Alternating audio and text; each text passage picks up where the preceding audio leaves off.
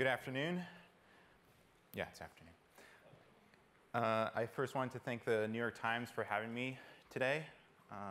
Really excited to be here. My name is Reuben Herzl, and I'm going to tell you a little bit about Aclima. I am the Chief Creative Officer, and I'm also a co-founder at the company. And we're a San Francisco startup company with a big mission. I just wanted to start out by saying I believe in superheroes. I remember the first superhero I really was attracted to as a small boy growing up, and that was Superman. I mean, you can't get much bigger than Superman. And I remember seeing Christopher Reeve on reruns on television, and to me, it was an incredible feeling to see a superhero become real, to become a real person, to be given a face on screen.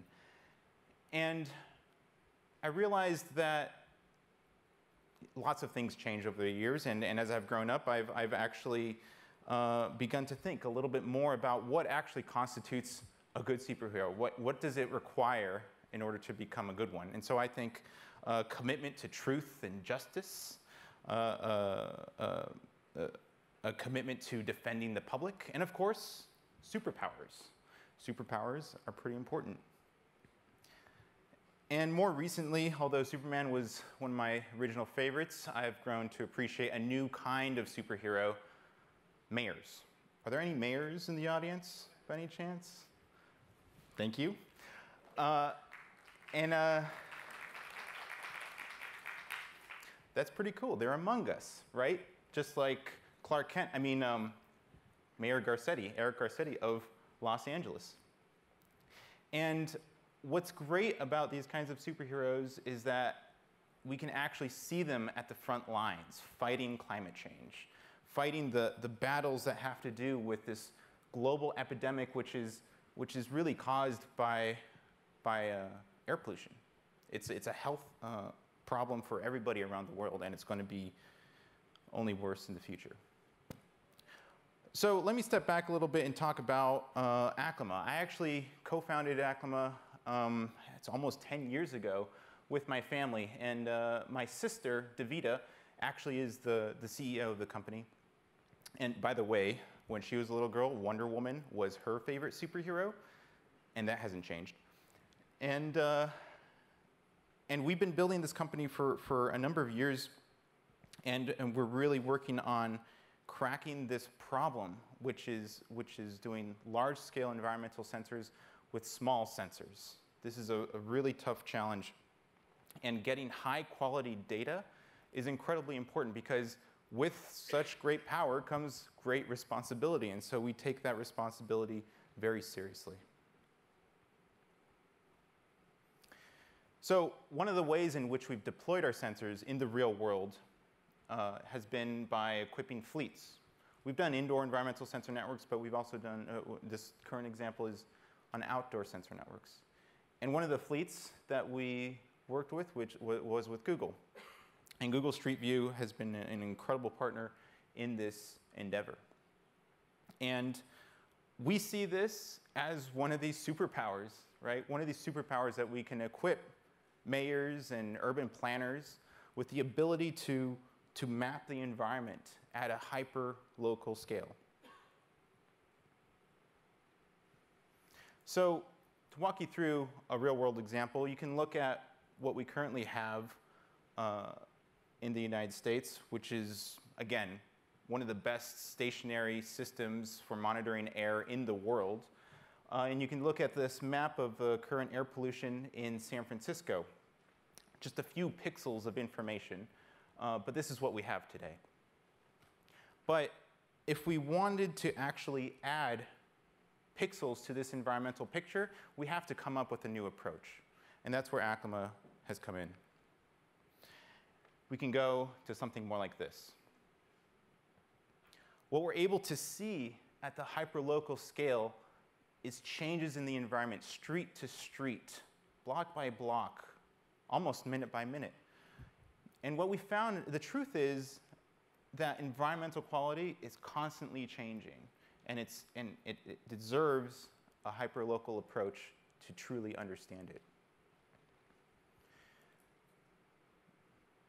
So from static maps to dynamic systems, we think this is an incredible tool to actually help people like mayors and urban planners and hosts of other researchers to identify what the hotspots are in entire communities. And what that allows them, what that empowers them to do is to actually find where the patterns are, right? Where are the opportunities to either redesign infrastructure or to rethink about how we design the future of our cities in such a way that it's good for everybody, right? But we also want to think very importantly about those communities that are most vulnerable to air pollution. And so this is an incredibly powerful superpower that we've been working on and we're really excited about. And what does this enable ultimately? I'm really excited about this power to ask new questions, right? Where do we actually think about bike lanes in cities, right? What are the most healthy routes, if you will, to go to work if you commute by bike?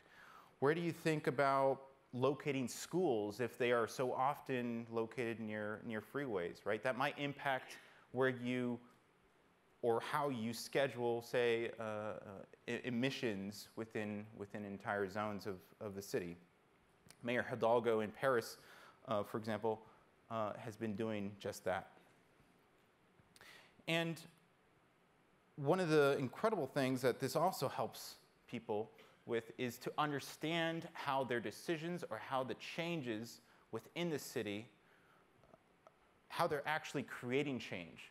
So it's one thing to come up with an idea and assume that you've solved it. This system allows you to actually test and figure out what is the actual impact of the decision or the choice that we've made collectively.